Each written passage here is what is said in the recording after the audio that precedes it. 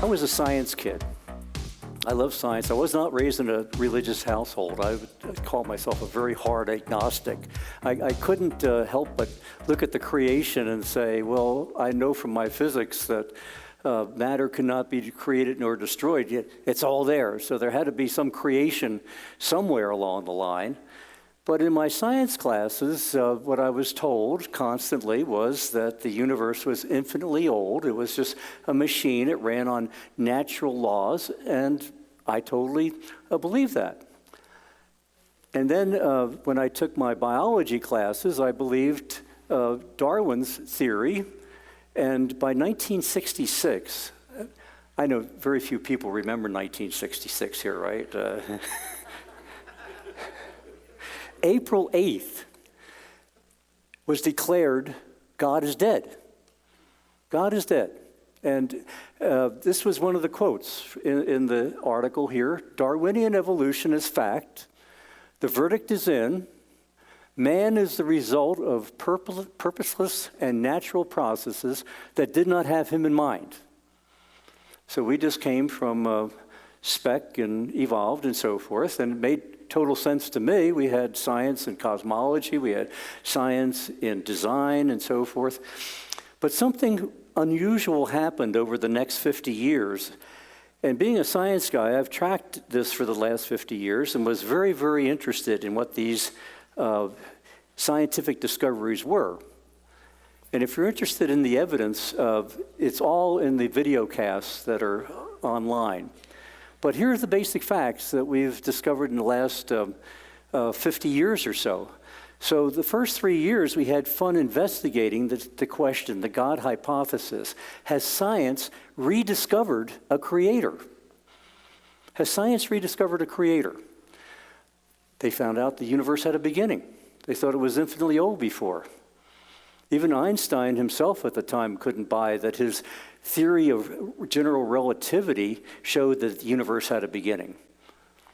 The astronomers at the time said, that can't be right. I find that philosophically repugnant that it would have a beginning. But in 1919, the most famous astronomer at the time performed some experiments and found out that, sure enough, Einstein's equations are right, and now they've gone back and said that those equations say to 15 decimal places that the universe had a beginning. Well, what does that mean? Well, it means it has a beginner. There's evidence for a creator. Then we looked at planet Earth, and by 1970, the scientists were saying, wow, this planet Earth is so finely tuned, it looks like an engineer fine-tuned it. It has to be perfect, perfectly tuned. That means there had to be a tuner. And then we looked at chemicals, dead chemicals coming together and forming the first life. Well, 70 years ago, in my class at the time, we had pictures of test tubes and put it together and created a few amino acids. We were just on the path of discovering how to make life in a laboratory. 70 years has passed. The problem has become more complicated than it's ever been. So it doesn't look like that might not even ever be possible to find out how to make that combination work. Then we found out that Darwin's theory of common descent is practically dead now. I don't know if you know that, but in 2016, the Royal Academy had a conference and said, we need a new theory of evolution. This just isn't working. The millions and millions of dollars and so forth that we're putting into this stuff just doesn't track. It's more evidential trail. Then we said, well, the humans evolved from the apes. Try to find that evidence. Very, very skimpy evidence. I mean, it's hard to make a conclusion. And lastly, human consciousness, our own understanding of ourselves, that we know who we are inside, that human consciousness is totally inexplicable at this point in time. Well, I'm not saying that we proved that God is alive, but what we do with Socrates is we look at the evidence for and against, so you can investigate for yourself and make up your own mind. What path do you follow? So the God hypothesis, I say, is back on the table. Well, the first thing is when you have a hypothesis, you have all of a sudden equal force that pushes back on it. And I thought it'd be fun this season to look at those equal forces, what those forces are. There's at least 6 major ones of a pushback on the God hypothesis. There's the problem of evil, which we're going to talk about tonight. There's miracles. If everything runs by natural law, how can a miracle that defies natural law, how could that possibly exist? So that's next month, November 14th. Heaven is spiritual, isn't it? I mean, there's not a real place called heaven. Well, it's immaterial, but that doesn't mean it doesn't exist. We'll discuss that in January. Morality. Don't we just make up our own morality? We'll talk about that somewhat tonight. That's an important topic. Doesn't every culture make up its own morality from time to time? Well, we have a whole culture now that believes in relativism, right? What's true for me is not necessarily true for you, and that's fine as long as you agree, basically. But when you don't agree, was Hitler right? He was in his own eyes, in the eyes of the Nazi militia.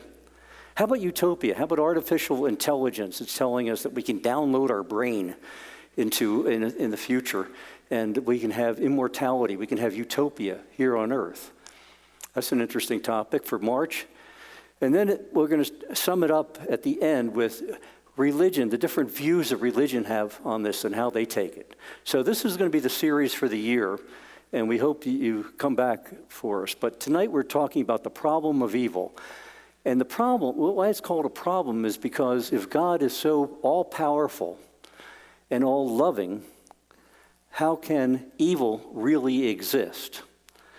And I'm going to start with a little vignette that I saw, and I'm going to read a portion of this vignette. This was Albert Einstein. He's the one that came up with something called the general theory of relativity that gave the mathematics behind the beginning of the universe.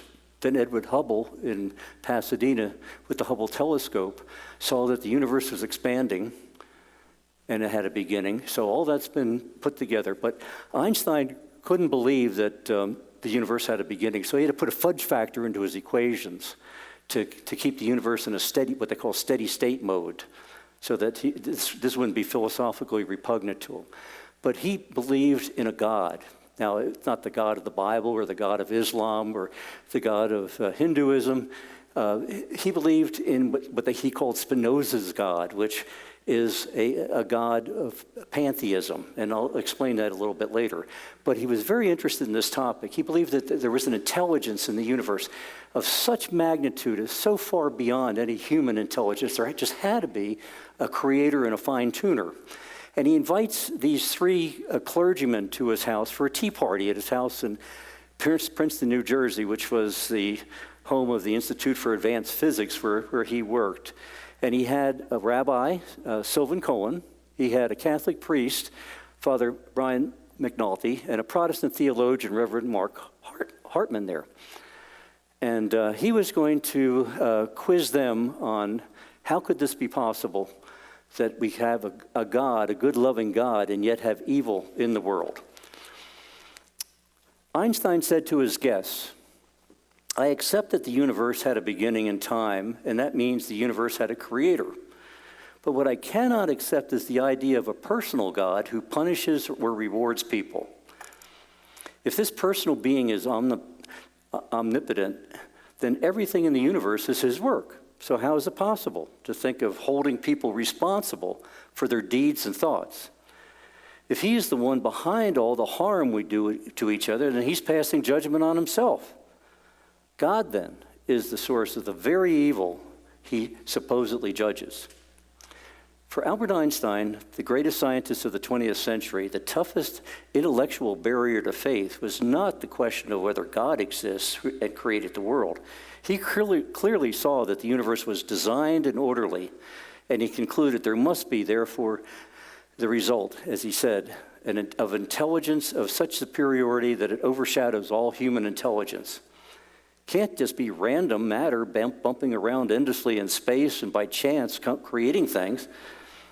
Einstein even once quipped that God does not play dice with the world. No, what stymied Einstein was something much tougher than the doctrine of creation. It was the problem of evil and suffering.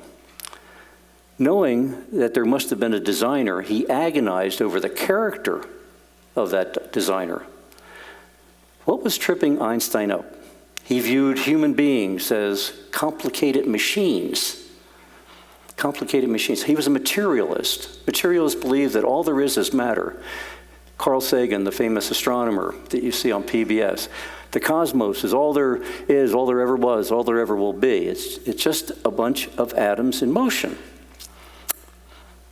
He saw human beings as complicated machines that were programmed by natural force, like wind-up toys.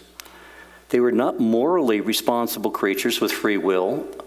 Now, Einstein's logic was not flawed, but his premise was that humans are not robots controlled by natural law. He missed the truth of his native Judaism because he made a prior commitment to the flawed assumption that evil and suffering cannot coexist with good in an omnipotent God. Many people share Einstein's predicament today. Here's the problem of evil in a formal logic sense.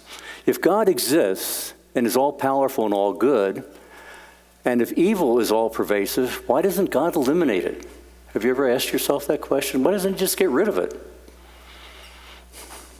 Either God cannot, therefore he's not all-powerful, or he won't, therefore he's not all good. So the existence of evil shows that God probably does not exist. It certainly is a major stumbling block to faith. Here are some assumptions that he made, and all materialists make when they make those assumptions, that there's no moral law controlling the universe, like there's natural laws. That science must be practiced as materialism, as if there's no moral dimension to the universe. That human beings are just complicated machines. We see that with AI, don't we? That there's no universal moral laws, that human beings do not have free will and moral responsibility. He believed no difference between the garden and the gardener. What I mean by that, the night before he passed on, he had his nurse wheel him over to the window in his wheelchair to look at the garden. He loved his garden out there. And he told her, he said, there's the garden and the gardener, they're the same thing. He couldn't see the differentiation of it. And he said, I've been looking all my life to catch a glimpse of the Creator. Some 13 years later, he passed on. He never solved that conundrum. His last words on his deathbed, according to his nurse, was, I am at the mercy of fate and have no control over it. He missed the major premise that we have in theism. Now, one thing I want to say about Socrates, we're not here preaching a particular point of view, although we all have our own personal commitments. But we want to get people to think deeply about origins, destiny, and the question, why am I here? Have you ever taken the time to do that? I did in my 30s, and some of you have heard my testimony about that as a almost atheist at the time. Why am I here? What's this all about, Alfie? Peggy Lee's song, Is That All There Is? You remember that song? Is That All There Is? I asked that question, and it haunted me for 5 years until I made some kind of decision. But we want people to gather information, get evidence to what direction they should go, and then follow that path. And if the evidence turns out to be better than the other path, then follow that path. But human beings were created with free will, according to theism. God did not program us to obey rightly. There's a right way and a wrong way. Mankind had the choice to obey or disobey. We have control over that choice. Probably best put together by Immanuel Kant, a philosopher of a couple centuries ago, who looked up at the heavens and saw the magnificence of the creation and said, those are things that awe me. The sky above, but he also knew that he had control over a decision within his heart, that there's a moral law within. So is there really a moral law within? If God exists and he created us, why did he create us? Well, theology tells us that the Creator created us for relationship. can't have relationship with a stone, can't have relationship with a machine, with a robot. I want to kiss the real thing when I get home. I don't want to kiss the robot. Or a computer screen, user interface, right? I don't want a user interface. I want a real person. Without rules, we would not be able to differentiate right and wrong, good or bad, love or hate. Who's to say what if it's just a matter of what I want? What I want, if I'm a Darwinian, is the survival of the fittest. I'll just grab all the power and do anything I want to do as long as I'm right. God gives us a free will. That's how we see it in theism anyway. God does not, and he does not tamper with our ability to choose. He gives us evidence so we can make a decision, but genuine relationships with love and hate and so forth, he's not going to force. Robots can't love. Only humans can love. Moral law is a domain of immaterial, the immaterial. Natural law is the domain of physics and the material world. Heaven is not a physical space, it's an immaterial space. We'll talk about that in January. And humans don't have just one nature. They're not robots. They're not machines we can disassemble and take down to the chemicals and the systems that are inside. There's something of a dual nature within us. Our bodies are material and die, but what we have inside is our soul. We're soulful creatures. We know that intuitively. We know that even we can't believe that we're machines, right? We know better than that. The way I like to put it, I like to think about, I am a soul. I have a body. So how does atheism, the lack of belief in God, you only have, at the end of the day, we only have two choices here. Either God exists or he doesn't exist, right? There's nothing in the middle there. So atheism will be the term for God doesn't exist. Theism will be the term for God does exist. Well, we go and ask the atheists. There's a new atheist movement that's been around for about 30 years now. You probably heard of Richard Dawkins. Richard Dawkins was the most famous leader of the group anyway, and a flurry of books that were published in 2006 by the new atheists. Richard Dawkins was probably the top one, wrote a book called The God Delusion, and said, don't even fret about this stuff. There is no God. So don't fret about good and evil. Good and evil are simply our subjective feelings. It's an illusion. Evil is simply the lack of goodness. Moral laws are determined by human beings for their own time and culture. All morality is relative. There are no absolutes. As a matter of fact, it's been turned around by the new atheists that religion is really the problem. Religion poisons everything. So how do we reply to Mr. Dawkins on this? We know this. We know that there are moral absolutes. There's no absolutes. Everything's relative. Really? Okay. Murder, always wrong. I don't care what time, what culture, what person you talk to. Murder's wrong. Period. Raping women, always an abomination. Any culture, any time. How about slicing up babies for fun? Hideous.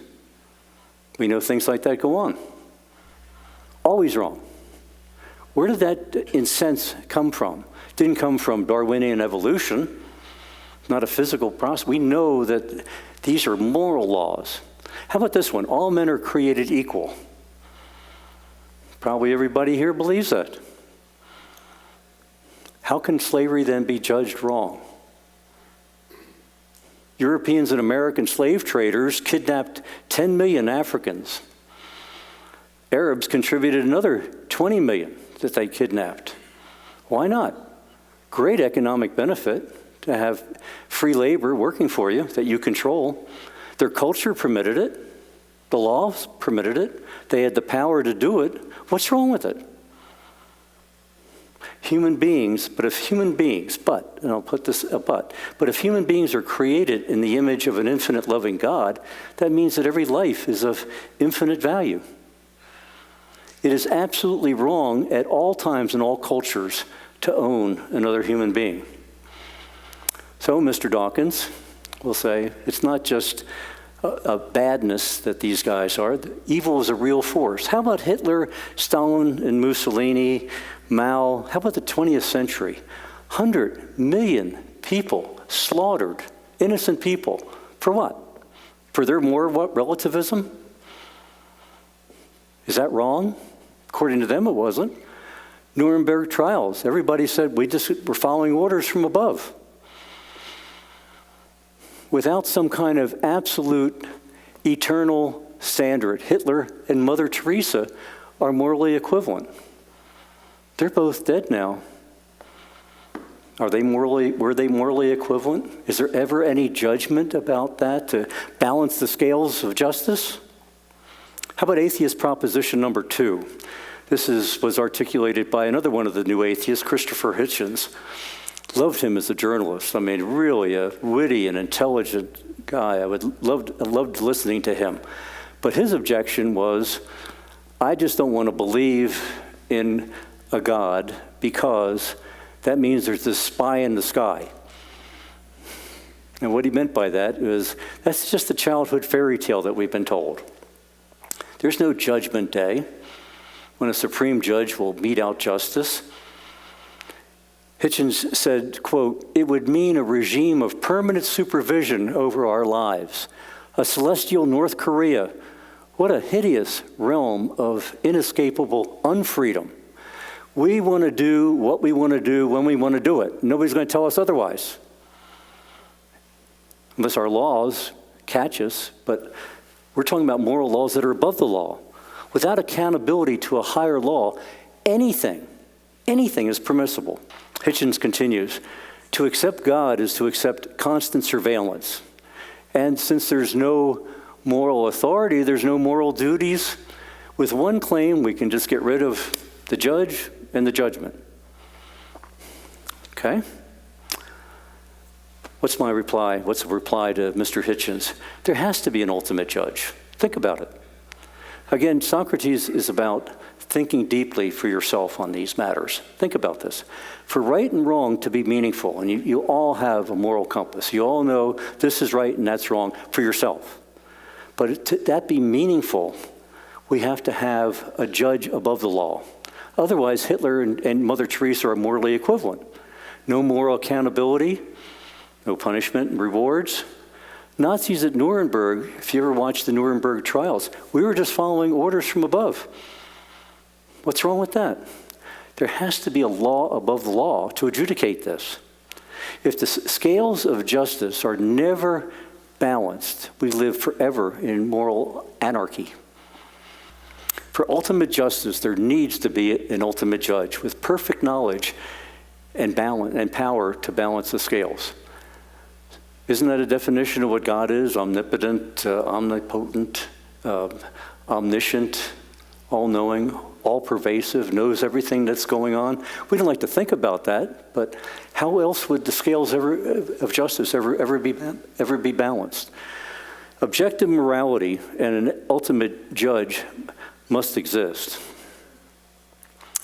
Atheist proposition number 3, Daniel Dennett, another of the new atheists, how he puts it, there's no God, no free will. Why? Because Darwinian theory explains all aspects of our existence. Really?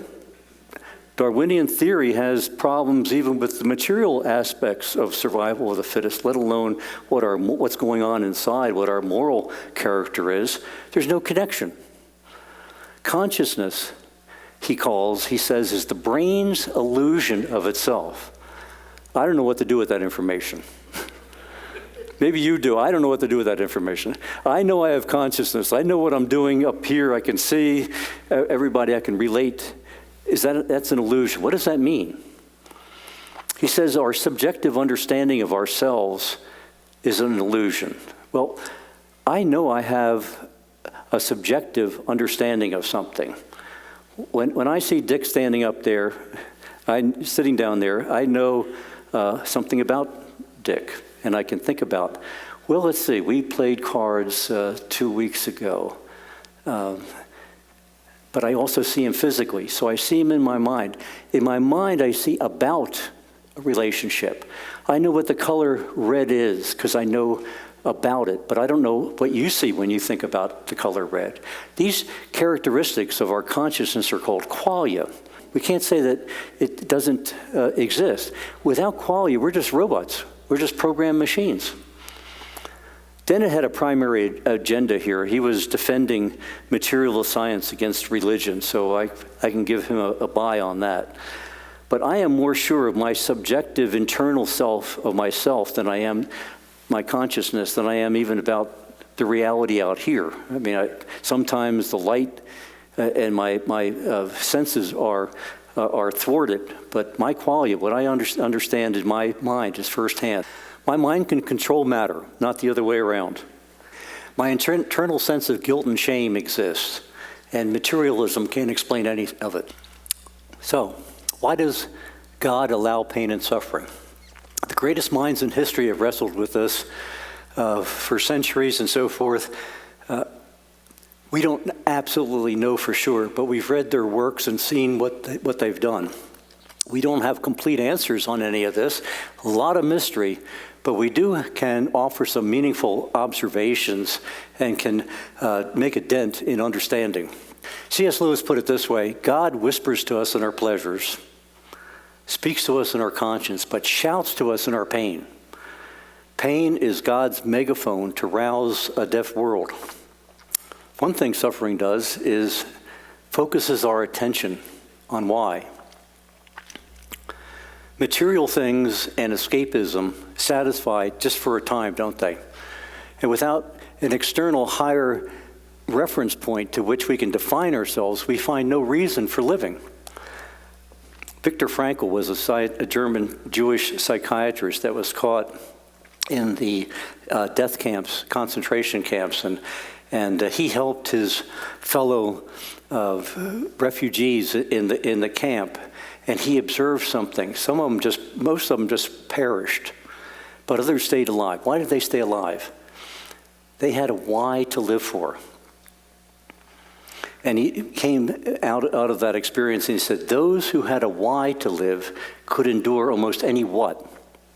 The others just perished. A why to live for. What's the meaning and purpose in our lives? That's what drives us. Not the material, that disappears. Not the escape things, that disappears. Suffering facilitates love. What's love?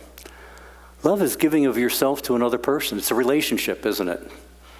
It's not just about loving ourselves, just narcissism. It's about, you start off as a baby and you're a narcissist. You end up caring for somebody else, usually at the end of your life. We have quite a life journey that way.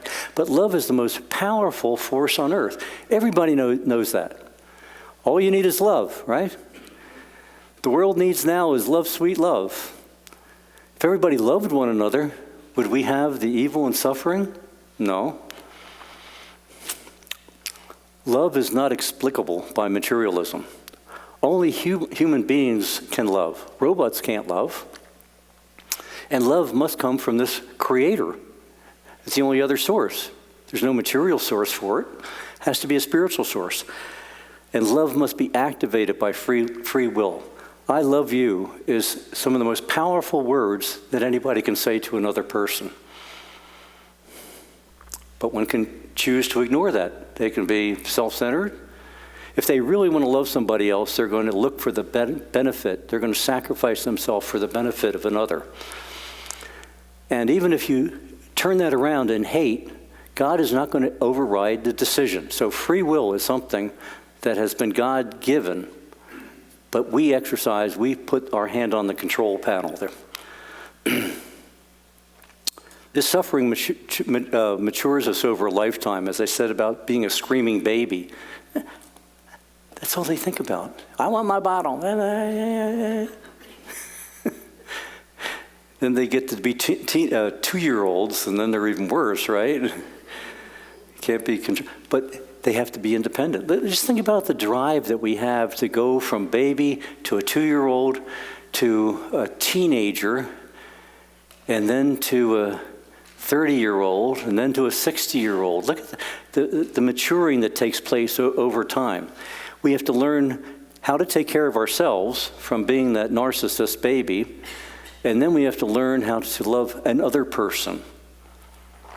Suffering brings these kind of things on. Then some of us go on to want deeper answers, to find a creator. Suffering builds compassion. I mean, suffering is an emotional and spiritual challenge. It's not a material challenge. When we're hurting, we need compassion. We don't need another gizmo. We don't need a red Corvette. We don't need another boat excursion. We don't need another country we need compassion. Empathetic listener. Sometimes all we need is somebody to show up to care. Caring, there's nothing material about caring. Materialism can't explain caring. Materialism and atheism actually are bankrupt intellectual resources. And we don't want to discuss an argument or have an intellectual debate about atheism versus theism at that time. We want caring and passion. We find that love and strength with others and with God during times of grief and hard times builds and strengthens us. Suffering strengthens the trust in God. Hard times can really bring on a relationship. You would think that when things are really bad, that we'd be shaking our fist at God. Truth is, most people find God very comforting. They actually find God during those times. We discover that a good and all-powerful God, if we discover this good and all-powerful God in our own psyche, we can assume that he has good reasons for what we're going through. He's not going to tell us necessarily those reasons. The book of Job, if you haven't read the book of Job, I'm going to talk about that in a minute. That is a classic. That was something from the 2nd century BC. And it is an incredible story, which we'll chat about. But God doesn't give Job, when he's asking, answers that he wants. So, but trusting God during these kind of times means that maybe becoming a child of God would require just a step of faith, not a giant leap into the unknown. Atheism, again, offers little resource here. Dawkins admits that the material universe, he admits this in his writings, provides nothing but blind, pitiless indifference. Well, that's a comforting thought, isn't it? The blind, pitiless, that's the resource I have when I'm hurting, right? Blind, pitiless indifference. Some even go, the existentialists, or so they're called, go even further and say the only real decision that we have when we get to that point is whether or not to bother facing life at all, because we have no direction, no meaning, no purpose. So suicide may be the preferred option. And we have a whole generation of kids now at this age, the Gen Z generation from 14 to 30-year-olds.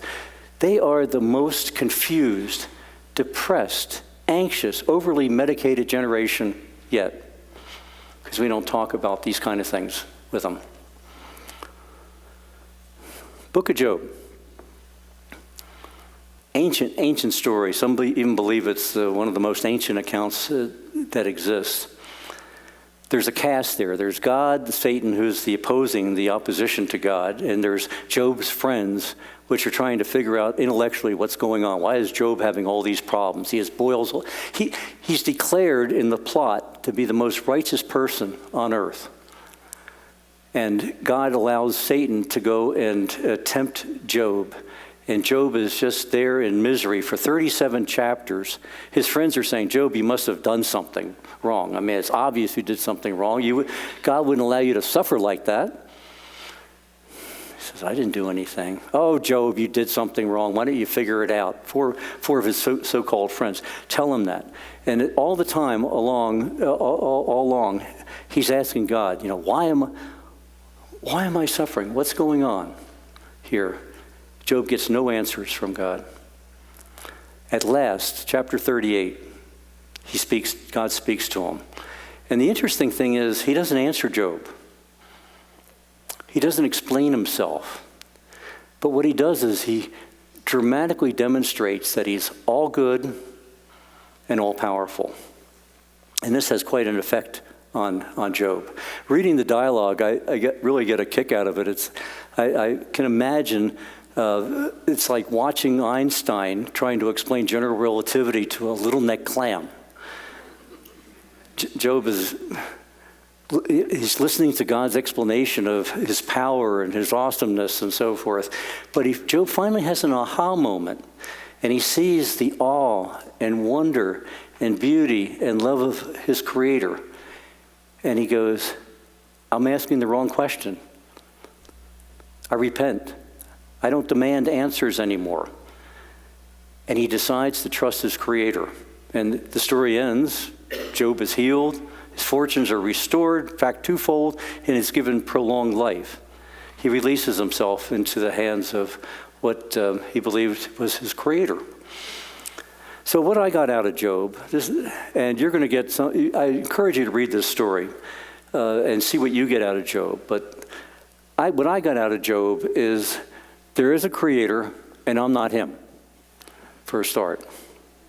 And the awe and wonder of creation and beauty and love gives evidence that a good God exists. Well, that's a good starting point, all right? I get the impression and the understanding that the Creator's world is eternal and infinitely bigger than this little wisp of 70, 80, 90 years that we get here on earth, that there's an eternal life. There's something much bigger. It's a vapor compared to eternity. So I'm not just trying to explain my life or understand my life in this little microcosm. I have a broad perspective on it, and I see the wisp of my life. I see that the world's wisdom always disappoints. No matter how good it is at the time, it doesn't last, and it's not good enough, and doesn't go far enough. But the Creator's doesn't. The Creator's wisdom does make sense. I realize I am not the Creator.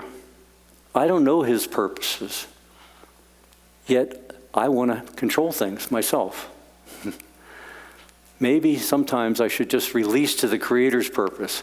Job was even righteous. There was nothing that he did wrong, so he wasn't even being punished or rewarded for what he was doing. It was simply a matter of trust.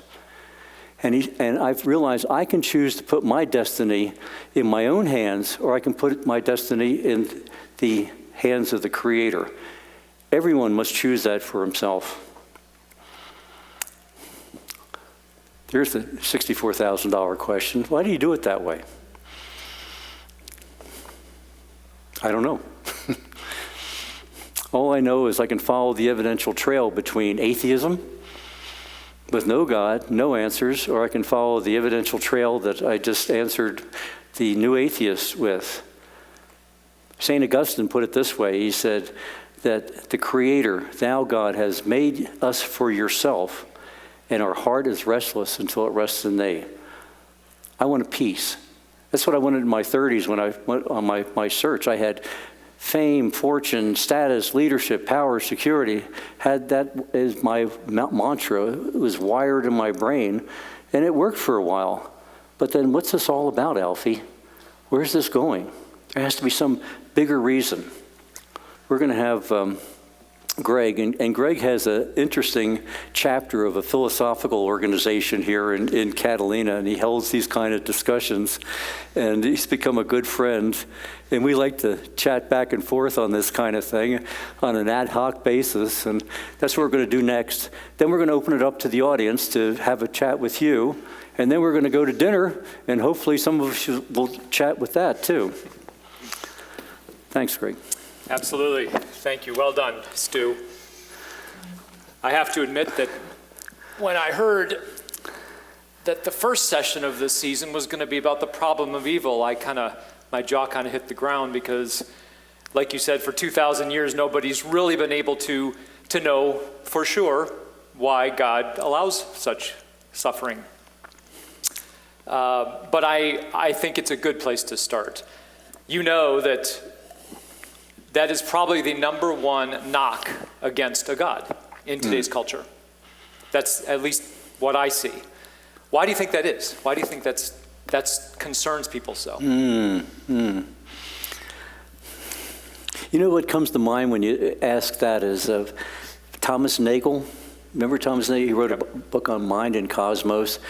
He's a professor, he's an atheist professor at NYU. And I loved his honesty. He said, I actually admire people who have faith. I don't have it. I wish I could take that step of faith. I just don't have it. He said, the reason I don't believe in God, and this was very profound, he said, I don't want there to be a God. And that's quite a statement, because on one hand, he wants some explanation for this, and yet maybe because God would be a moral authority over him, and that's not what he wants, perhaps? That sounds like it to me, because he says, I don't want the universe to run that way. Yeah. I don't want the universe to be that way. Yeah. And he says it in a very relaxed mode. It's not like he's trying to be a wiseacre or whatever. He said, I can't give you a reason for atheism. Yeah. I just don't want it. Yeah. It's willful decision. And so I think that's one of the reasons. I think there's a little bit of that in all of us, right? Oh, sure. Rebelliousness. Human nature. And actually, that has a lot to do, right, with what the topic is today about evil, because, of course, human beings are responsible for a lot of the evil in the world. And so I was actually struck when you were talking about Richard Dawkins, and Dawkins actually denies objective good and evil. Isn't that right? That seems incredible to me. Well, he says a lot of things that he gets a pass on. He says the genes fobbed off all this stuff on us. He gets a pass on. Well, the world started because of the first self-replicating molecule. That's quite a statement. Just happened? I mean, where did the first self-replicating molecule come from? Yep. I mean, that's as complicated as anything. He says this about evil. He just passes it off. Well, it doesn't exist. It's just an illusion. Yeah. And then we let it ride. Mm-hmm. And then we build a whole education system based on a premise like that. Mm-hmm. I mean, at least if you're not going to believe in God and the evidence is there for God to be at the table, at least we'd allow that to be at the table. Yeah, right. But we know what happened there. It gets into a court scene, and school districts get sued, and there is no such thing. Sure. So we're only indoctrinating our kids in one view of the world. That wasn't always the case. I mean, 150 years ago, that wasn't the case. It's only been really since the evolutionary era of Darwin that, we have an answer. This all came out of dead chemicals and came out of the Big Bang, and we're going to explain. Even Einstein, he said, someday we're going to understand the brain, how it's wired, and the neurons are firing and everything, and we'll know everything that's going on in your head. That is not the case. I mean, when I say I love you to my wife, all right, sure, there's little red dots that go on and so forth. My brain is processing that. Yeah. They can't put any instrument on that to know what I'm thinking, what my consciousness is. There's something else going on. There's a moral law going on. And that's one of the reasons it's incredible that people would say that, because, relative morality, subjective morality versus objective morality. And it seems like anybody who denies objective morality, you could come up with some scenario, some evil that is so heinous that they could say it is wrong objectively for everybody, no matter when they lived, where they live. It's an objective evil. And it's just incredible to me that people don't see that, or maybe it's because it's willful denial, like you said before. Well, and we don't even encourage that kind of deep thinking about stuff. That's why I get so excited about Socrates, everything. Let's think a little deeply about this. I'll give you one that's really funny. C.S. Lewis wrote a book, and he talked about this problem, and he said, even something as simple as cutting in line. I test this at the movies or any place I'm going at the movies, and I say, what if I'm going to cut right in front of you, and I say, oh, well, you can't do that. You can't do that. No matter what culture I would do that in, cutting in line is wrong, right? And we all know that. I thought that the objective evil would be a little more profound, but perhaps people think that's an objective evil. I mean, I've even gotten upset about that. I will totally admit that. So you also were talking about Darwinian evolution and what Daniel Dennett says, Oh, yes. saying that morality is explained by Darwinian evolution, that it's our moral sense that evolved. Do you think that's possible, or what would you say about that? Well, it's interesting to me how few people really understand what the Darwinian evolution paradigm is. Random variation, natural selection. So there has to be some advantage to survival of the biological creature that is selected by nature over time. Now, tell me what possible biological selection criteria that natural selection could do for morality. I mean, you can say over time that, sure, we learned that murdering everybody is not a good idea.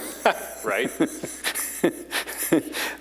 But there's obviously something wrong before we even get to that point, because we know inside, right? That there, and if we know inside, what's causing that? If it's not a material thing, it has to be an immaterial thing. It has to be a spiritual thing. But if we deny we have a spiritual nature, I know I have a spiritual nature. I know it just by listening to James Brown. There's a spiritual nature. I mean, I can't stop. There's We know that. there. I know, remembering how that pizza smelled on my first date, how many years ago, and at Luigi's. I remember that. Yeah. What's called? There's something going on inside consciousness. Yeah. That's Something going non-material. inside. Non-material is the point. So Darwinian evolution only works on material type of things. Yeah. Now they've taken these Darwinian evolution and try to apply it in psychology and sociology and so forth. That's true. Steven Pinker. This is at Harvard. Yale. They teach these things, and you go, my heavens. Well, I won't go there, but No, you're right, and things. I suppose you could say there might be some survival advantage if I'm good to you, then maybe you'll be good to me back or something. But that does not explain things like altruism. We've all heard of the example of somebody dropping himself onto a grenade to save his buddies. Doesn't explain that, right? Why would he do that? Yep. That's certainly not going to be survival, right? Exactly. It's the opposite. There's something driving him. Something driving him, and he knows, and we all know, we all honor such people, right? So there's this dimension that is not material, and yet we all sense it. And it comes out in situations like that. It's interesting. We talk about natural law as if that's the only law that rules the universe, but we know intuitively that the moral law is much even higher. Is even higher. Yeah. We got to science without moral law is unethical, and we know that. I mean, politics without moral law is unethical, right? So, you talked about love. Very interesting.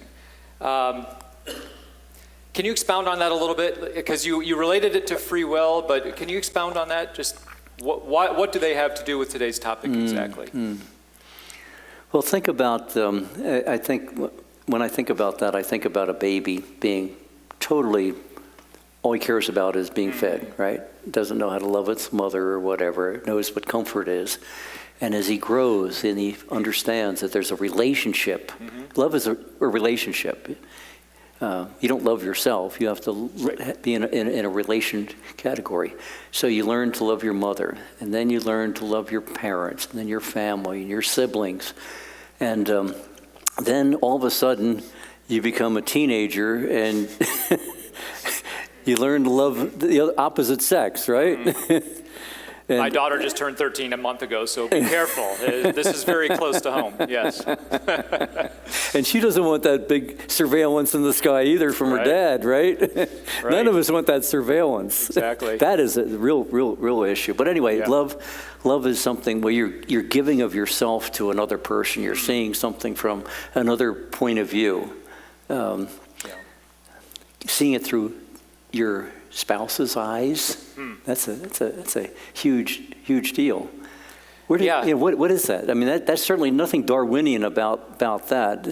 It's all about me, right? Right. In Darwinian terms. Yeah, and it's interesting because free will entails that it's not material, right? Because if you're a materialist, you really have to. If you're a consistent materialist, you have to deny that there is free will. Yes. Right? Because otherwise, just pure materialism just says, okay, I'm made of matter and energy, and it caused me to do such a thing. But we say no. Free will actually is born from a non-material realm, I suppose, and only, this is really interesting, but only when you have free will can there even be love. Isn't that right? Yes. Yeah. You talked about a robot. You don't want to go home and kiss a robot, right? Yeah. Yeah. Well, I mean, just think about no matter how smart we get with AI, right? Mm-hmm. You'll never know what it's like to be a person. Right. All it will ever know is what it's been programmed to do. Sure, it can discover some other paths to knowledge and so forth. It can learn and that kind of thing, amazingly. Big deal, right? When you think about it compared to what you're asking, the deeper emotional attachment, and then figuring out creativity in my own mind about how I can use the gifts that I have inside. That's really huge. Yeah. Yeah. And if you don't have love that's motivating, you don't have personal responsibility. I mean, that's I guess that's another topic, but that's that's free will and morality and so forth. But I was just interested because, we ask, why does God allow evil? And if God is God of love, and He wants free creatures that can choose love, then you have to have at least some level of evil in the world. So in my mind, that is a justification. Now, is it enough? There's an awful lot of evil. That's a different question. Mm-hmm. But at least it's possible, isn't it? That's one of the reasons God allows evil. Well, that's what, yes. I mean, that's what it says in our tradition anyway. I mean, that God wants us to find Him, right? And establish a love relationship with Him. So that's why religion is so important to people, because they want to find out why they do what they do. Where are they going? Yeah. Why are they here? Well, they're here to, St. Augustine said, our heart is restless until it rests in you, God, right. my Creator. Well, originally I was wondering, why is this such an important topic in this culture? I think it has to do with happiness. What do you? I mean, suffering and happiness are diabolical opposites in the minds of most people. So, Stu, is the point of life to be happy? Is that the point? Isn't that a great song? Wasn't it with Bobby McFerrin or something? Don't worry, Don't be happy. worry, be happy. Be yes. happy. Yep. That's our goal. In cultures before us, suffering was just part of life. Nobody ever thought. Expected. It was expected. Yeah. You suffered. You lost children and childbirth and so forth. But our technological culture has programmed us to think that we're just supposed to be happy all the time, and technology will come along and alleviate any issues that we have, and so forth. That's not going to happen, right? But unfortunately, what it's programmed us to do is believe that happiness is the goal of life. Yeah, right. Happiness can't be the goal of life. I mean, that's what drove me in my 30s to look for something else. I had all the happiness. The happiness. I had all the exactly. all the boxes checked and so forth. All right, but why am I here? Exactly. Even having a loving relationship, there's something that drives you on, pushes you on to look for something higher. Yeah. And that higher force is God. Yeah. I mean, theism, right? Yeah, and you actually mentioned a couple things here that I really liked in your talk. You said suffering matures us. Suffering matures us. So in other words, what? Without suffering, there's a certain maturity that just wouldn't happen, right? Gets our attention. And that was the other thing, and it gets our attention. Gets our attention. That's how it matures us. I mean, something is wrong. Yep. And if you constantly have pleasure, as Lewis said in that famous quote, he whispers in our pleasures. And he speaks to us in our conscience when there's something wrong that's going to cause us to be. But he yells at us, right, through a megaphone to get our attention when we suffer. We almost need to suffer to get attention, to give attention to some of these deeper issues. Yeah, and there's an analogy that I've heard also that when you go to the gym and you want to build, in this case it's not character, you want to build muscle and you want to get into shape. Are the weights that you lift, are they easy? Or do they cause resistance? Is there pain there? And if you go to the gym regularly, you know that you have to push yourself and it hurts. But in doing so, you develop now see, I don't know much about that, honestly. But I've heard that that's what happens when you go to the gym. And I think it's a good analogy because, we all know the rich and the famous. And, they live these posh lives. And what a depressing group of people they are. And it's because they have everything and they don't suffer in the way that we would traditionally think that people do. They're not mature, and these spiritual senses are not exercised, I guess. Is that fair to say? Yeah, very, very good analogy. I mean, we sum it up with no pain, no gain, right? Perfect. Yes, no pain, no gain. Exactly.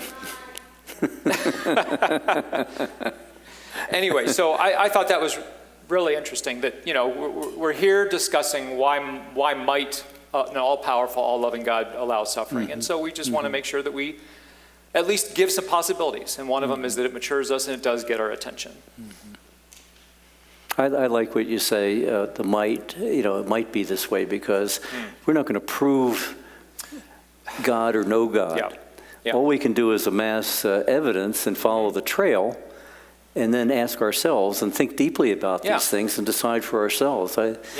That's what the guy's all about here. That's what the guy's all about. And we want to examine the evidence, but we have to admit that, like you said, we are not God. We do not have a total understanding of everything. And so we do the best we can with these. Suffering is... I love Job because in chapter 38, all of a sudden, Job is asking all these questions. Why is he suffering? And he wants answers and so forth.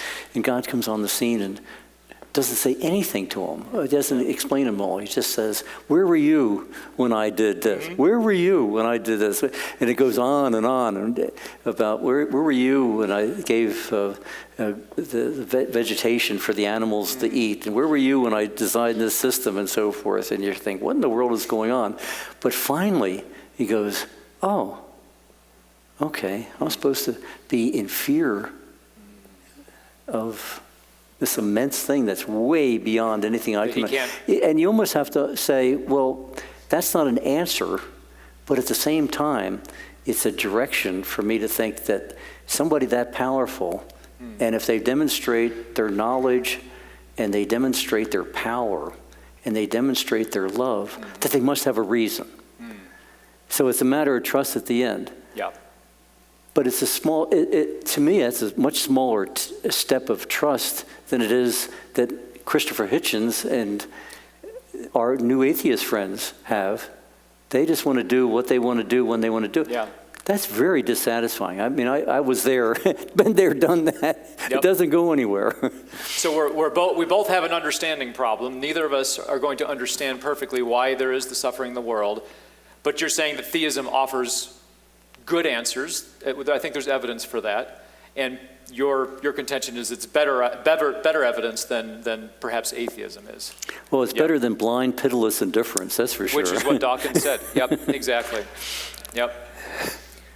So we do want to make sure we have some time for questions from the audience. But before we go to that, so the three things that I heard you say, three justifications, I suppose, for God allowing evil, is it builds character.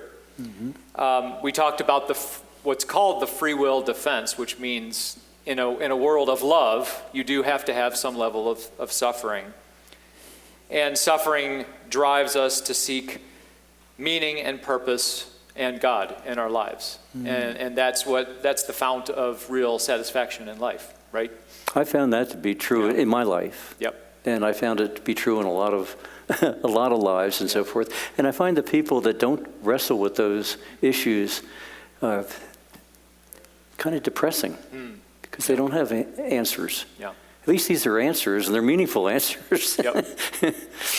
So before we do go to the audience, there's one other thing I thought would be really good to differentiate.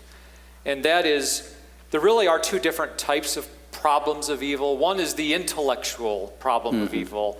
How can we accept an all-loving God, an all-powerful God, and the existence of evil? And that's what we've been talking about. But you did mention in one of the slides the emotional problem of evil. And I think it's really important to differentiate those. When we're up here in a forum, it's okay to talk about the intellectual problems because people out there actually do have, like, there's a barrier to theism when they see all of the suffering in the world. But if a mother, I was just listening to a podcast today about Hurricane Helene taking a 7-year-old boy off of somebody's roof. And it was witnessed by the grandparents who also died, and then it was witnessed by the aunt. And if we were to talk with the aunt about the suffering that she is going through, these intellectual points are not what she needs to hear. And we need to make sure that we understand that there is an emotional problem with evil also, that people are really suffering, and we just need to give a lot of listening and a listening ear and a patient heart and love, right?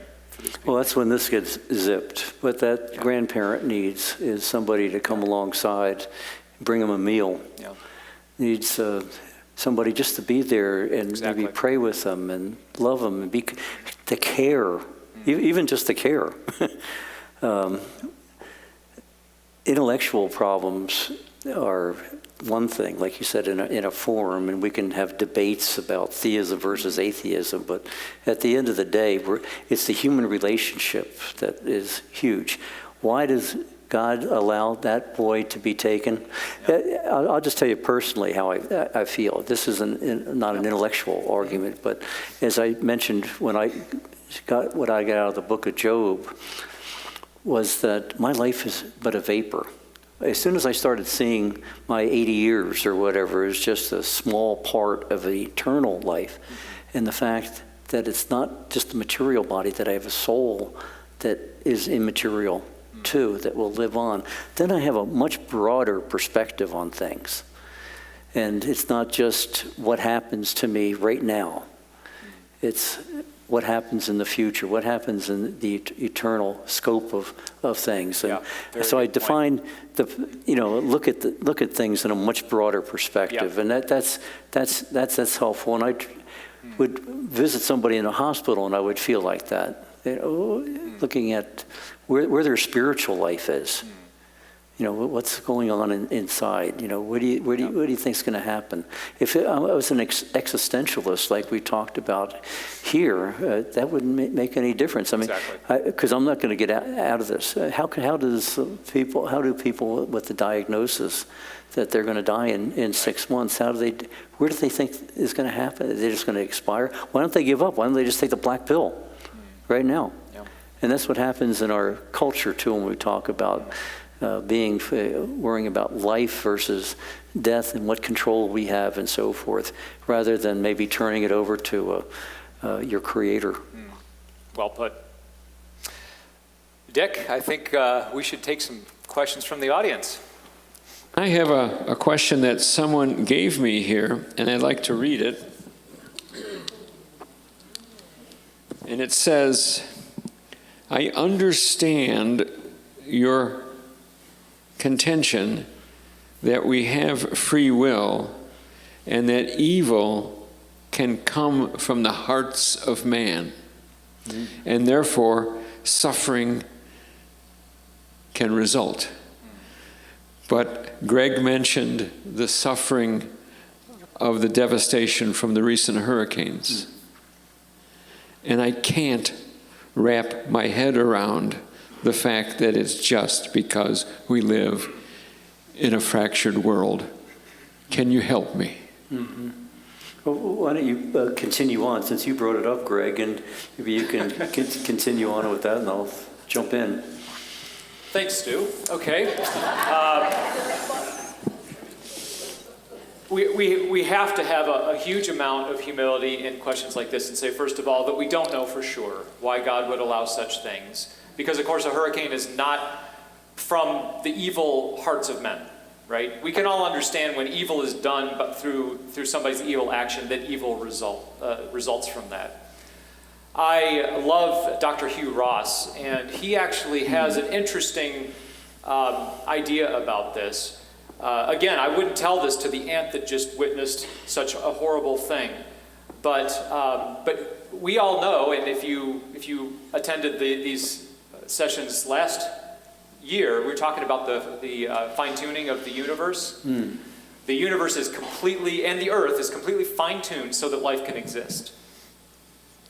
There are a number of factors that are finely tuned that allow life that also can be quite dangerous. And here's an example: earthquakes. Earthquakes it's been proven that it's finely tuned for life. If earthquakes did not happen, if fault lines were not shifting and adjusting, we would not have nutrients coming up from the depths all the time throughout the history of life. And yet, if you're on one of those fault lines, what's going to happen? I mean, you're going to be near the earthquake, and you're going to be hurt or die. So God He's perfect, I think. And so I think he has balanced it in such a way that he minimizes that. But because he created a universe that is finely tuned for life, that means that there are certain things that are going to that do happen, that people can get caught in the crosshairs. Dr. Ross also does say, though, that human evil can contribute to this. Like if there's some kind of a despot in a poor country that controls his subjects, and there's no resources to build proper shelter in those places, there's going to be more devastation when an earthquake hits in such a place than if it hits somewhere else. So evil plays a part, but ultimately God created a world that is compatible with life, and there are consequences of that like hurricanes, that somehow we just have to accept and live with. Any questions?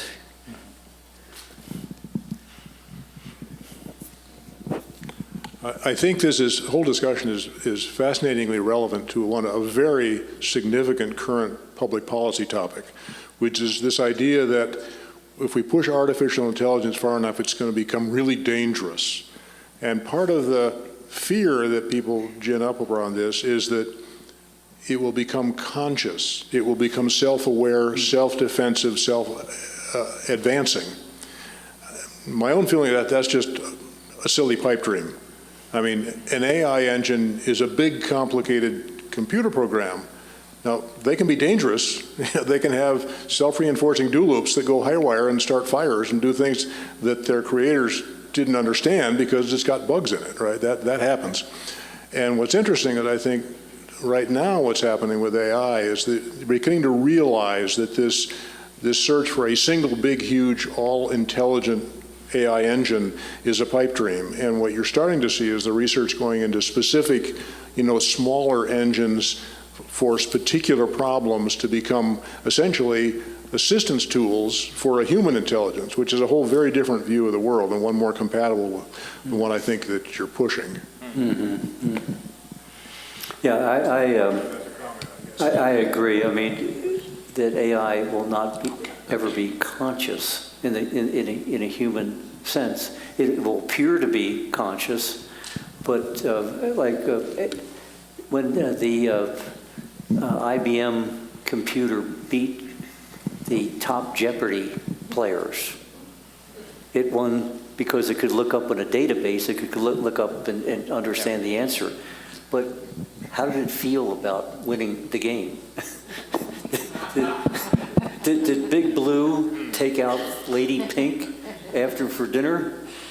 It was clueless on it, and it will always be clueless. There's something going on inside of a human that can never be programmed by another. I can't even understand. When I ask you what you see with red, you can describe wavelength, you can describe, it's a pretty color, you can describe it, but I have no idea what you're really seeing in your mind's eye. And if I can't see that, I can't program it. And if I can't program it, it can't be part of AI. So I have this view that I love AI for doing research, but as far as it ever downloading my brain into it and thinking I'm going to be able to live eternal life in the future with it.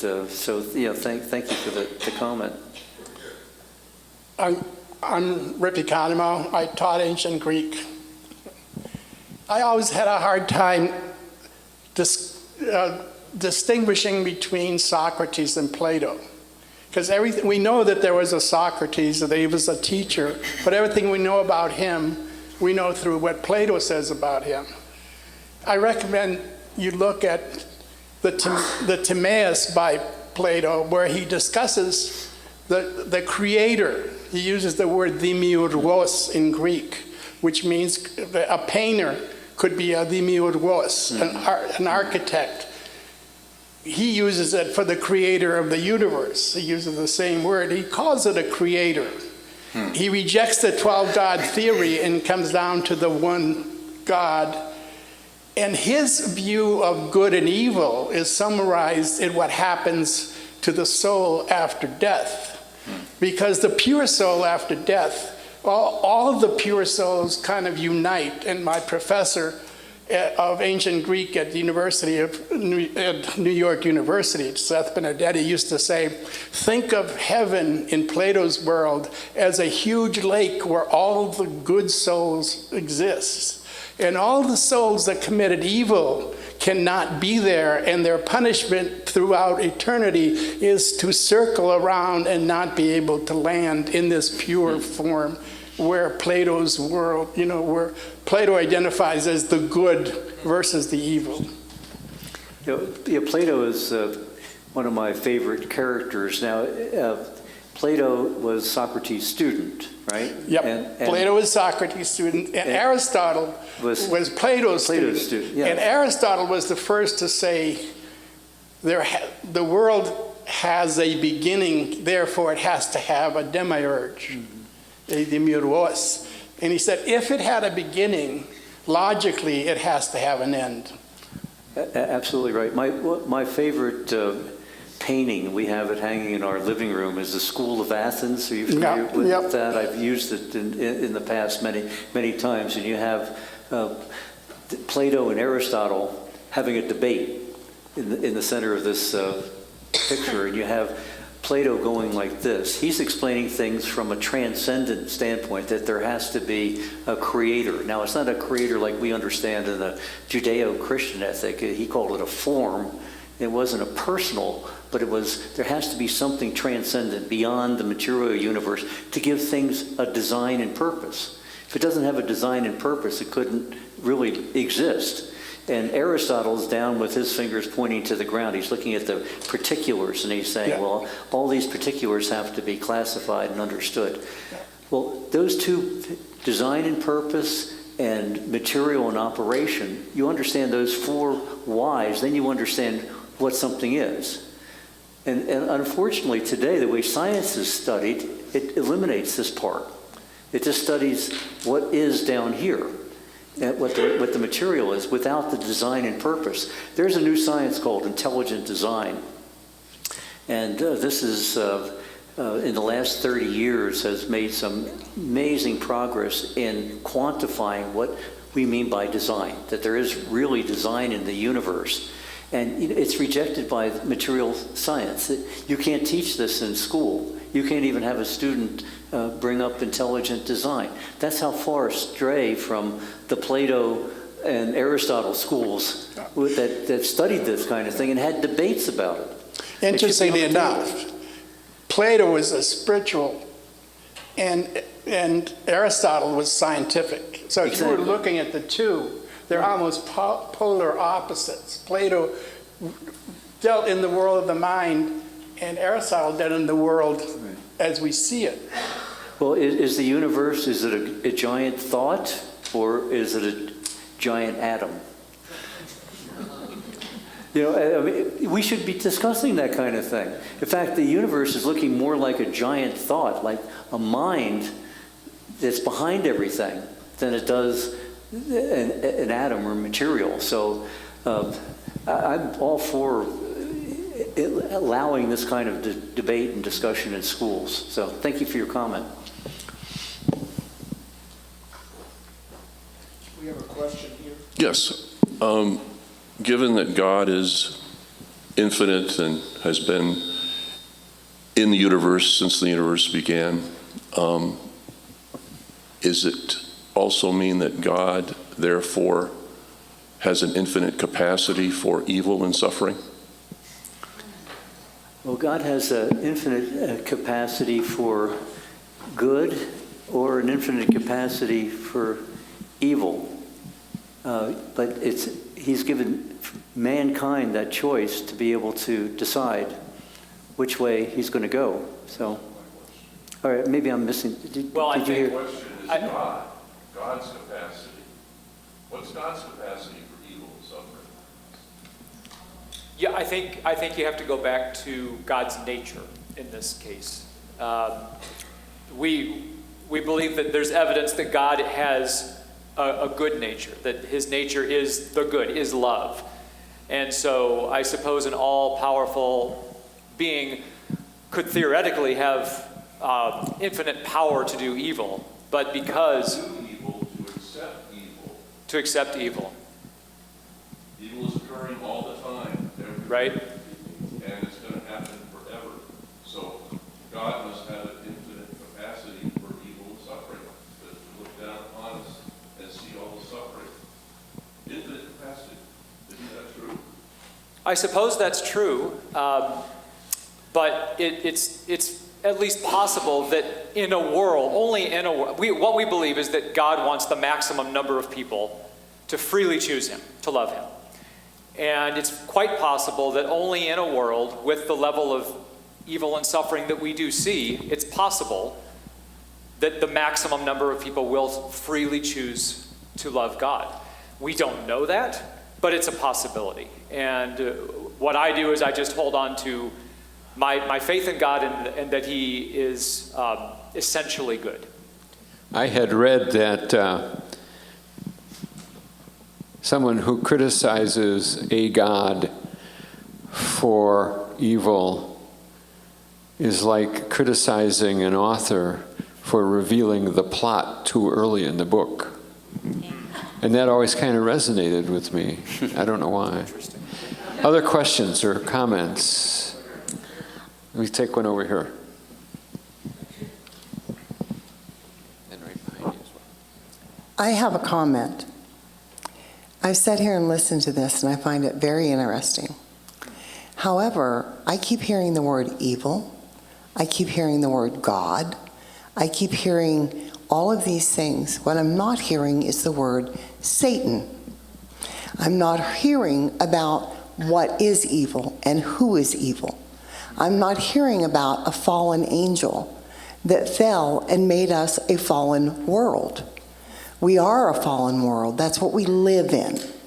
So we can either choose to live in the world or we can choose to believe in God.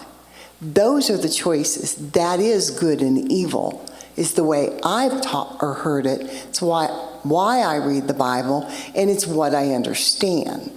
So I feel that you're missing the whole point in the fact that I understand that you're trying to give the thoughts of these explicitly, supposedly genius men.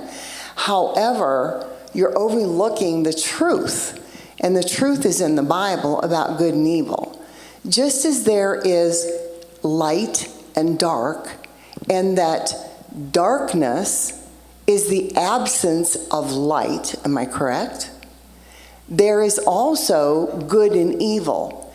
Evil is the absence of good. Good comes from God. God wants us all to be happy. No, I don't believe life is, as it was suggested earlier, it's about happiness.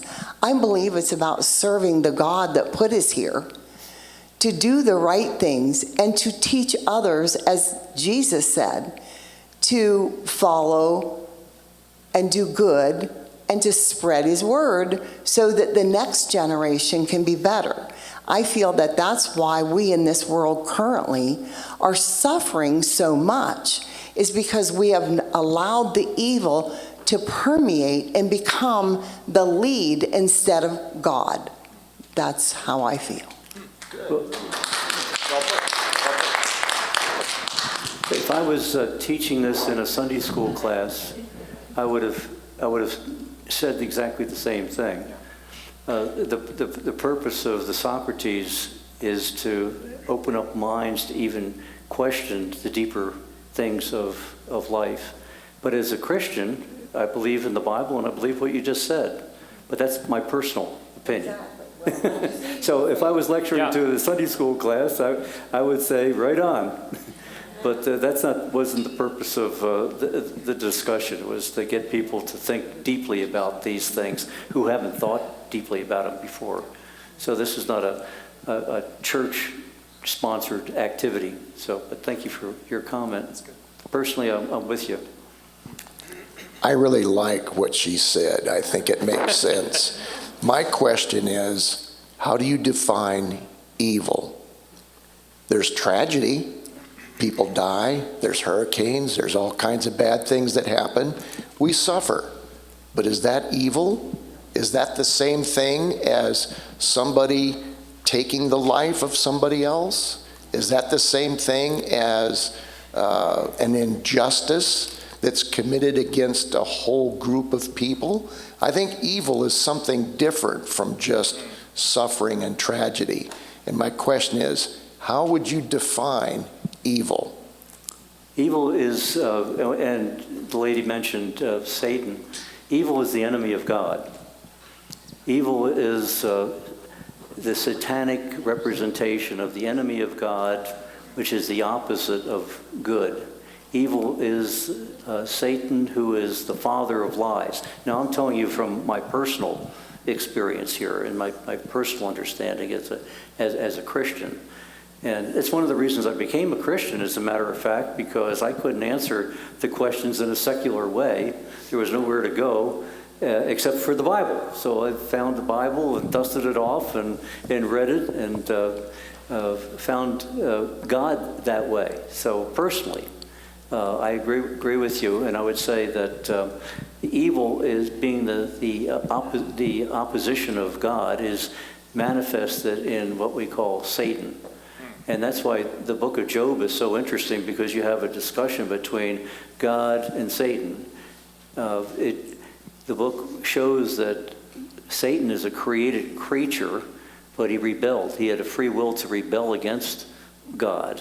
And God lets him loose on Job to see what Job's going to do. So when you read that story, you realize that God's in charge. He's sovereign. There's an opposition to God's plan in rebellion, and it all makes sense to me. So one of the reasons I became a Christian was because I believe what you guys just said. But the reason wasn't in the presentation. It wasn't the purpose of the presentation to get into Christian dogma. We have time for one more question. I think that when we remember every day or every moment to try to stay in God's nature, Jesus' way, we realize that God's compass is in our mind and the Holy Spirit is in our heart. And what most of us do as humans is we're selfish. And that's the main sin, I believe, because it starts everything. When someone is selfish about this or that or up or down, then that starts the sin, and it can get bigger and bigger depending on which way a person goes with it. So every day, if we just try to stay in God's nature and do things Jesus' way, then we can save ourselves from going that evil direction, the wrong direction, with the compass in our mind. Well, as a Christian, again, you're bringing up Jesus and redemption. So you have the creation, you have the fall of mankind, and then you need to understand where God, what he could have done. He could have wiped out the whole place and said, you rebelled against me, but I'm going to take my time, I'm going to redeem you back. And that's where the story of Jesus comes in. And again, as a Christian, I believe what you just said. As a student of Socrates, didn't go there and don't plan on going there for this series. So this series is more for people who aren't Bible literate, don't go to church, but want to think deeply.